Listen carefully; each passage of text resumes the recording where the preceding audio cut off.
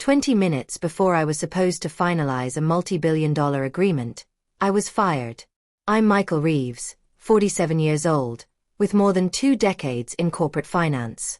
I've seen hostile takeovers, market crashes, and executive meltdowns, but nothing as reckless as what happened that morning. Let everyone know it's been a pleasure working with them, the young woman said flatly before turning on her heel. The doors shut, leaving me staring at my own reflection in polished steel. As the elevator descended, my phone buzzed. The caller ID read, Thomas Caldwell. I exhaled and answered. Michael, where are you? He demanded. We're all downstairs. This deal closes today. There's been a change, I replied carefully. I'm no longer with the firm. Silence stretched, heavy and disbelieving. What do you mean you're not with the firm? I was terminated. Effective immediately. That's absurd, Thomas snapped. This has to be some tactic. The elevator opened to the lobby. Through the glass, I saw Thomas standing with his Horizon Equity team, phone pressed to his ear, agitation written all over his face. Behind him, descending the stairs with visible curiosity, was Lena Reeves, the CEO's daughter and, as of that morning, my executioner. No tactic, I said quietly. Just facts.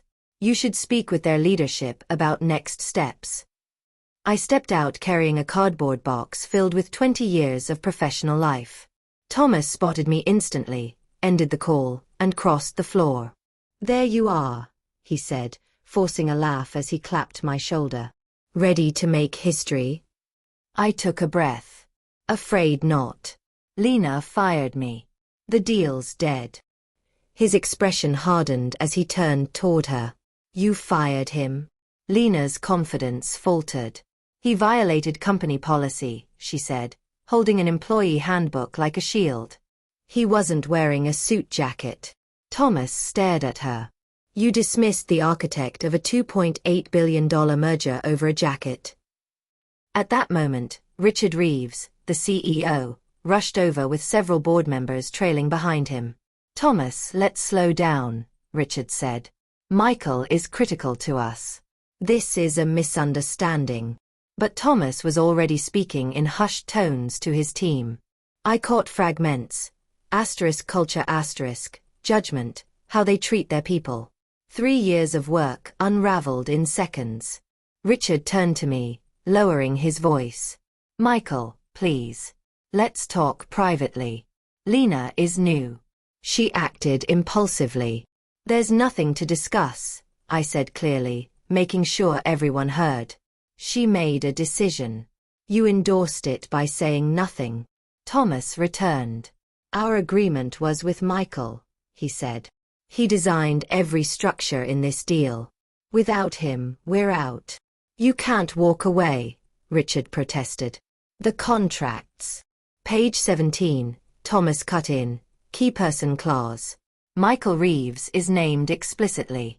If he leaves before closing, we withdraw without penalty. I had insisted on that clause years earlier. Now it was the company's undoing. One of the lawyers whispered, he's the only one who caught that. Thomas shook my hand. When you decide what's next, call me. Talent like yours doesn't stay idle. Then Horizon Equity walked out, leaving behind silence thick enough to choke on. I nodded once to my former colleagues and followed them out, ignoring Richard calling my name. Outside, the city air felt lighter. I had no job, no immediate future, and had just watched my life's work collapse, but I felt oddly free. I turned off my phone and went home. I poured a drink, sat on my balcony, and watched the sun set, something I hadn't done in years. By nightfall, the news broke. The company's stock plunged. By morning, it was in freefall. Jobs hung in the balance.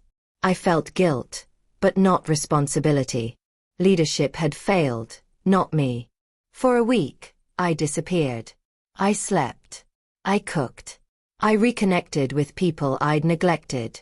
You look human again, my brother Ethan said during a video call. Getting fired might have saved you. Maybe he was right. 2 weeks later, Richard finally reached me. "We need you," he said, voice drained. "The board wants to meet. To fix the mess." I asked. "The same company that fired me over clothing?" Lena had been removed. Richard reprimanded. "Thousands of jobs at risk. What's your offer?" I asked. "Name your terms." I thought overnight. By morning, I knew exactly what I wanted. I walked into the boardroom wearing the same outfit I'd been fired in. No jacket. They stood when I entered. I didn't waste time. "In 2 weeks," I said, "your stock is down 50%. Clients are fleeing. You lost your only lifeline." The chairman swallowed. "What would it take for you to return?" I slid a folder across the table. Triple salary. Board seat. Full strategic authority. Significant equity. And a clause granting me majority ownership of any new venture I created.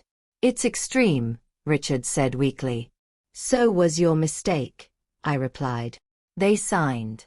I went straight to work. I stabilized what I could, cut where necessary, and rebuilt trust, slowly. Lena avoided me in the halls. I never acknowledged her. But I was already planning something new.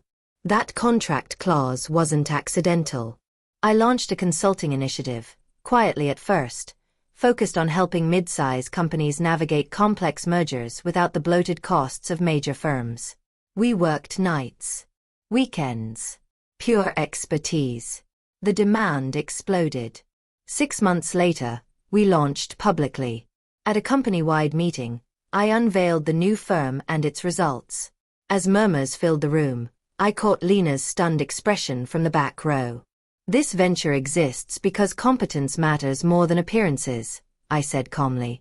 "Because leadership failures teach powerful lessons." No one spoke. The press loved it. Clients flooded in. Headlines told the story they couldn't ignore. Weeks later, Thomas gave an interview praising the firm. Traffic tripled overnight. When Richard called me into his office, speechless at the numbers, I smiled. "This," I said, "is what happens when you fire the wrong person for the wrong reason." And for the first time in years, I knew exactly where I stood, and why.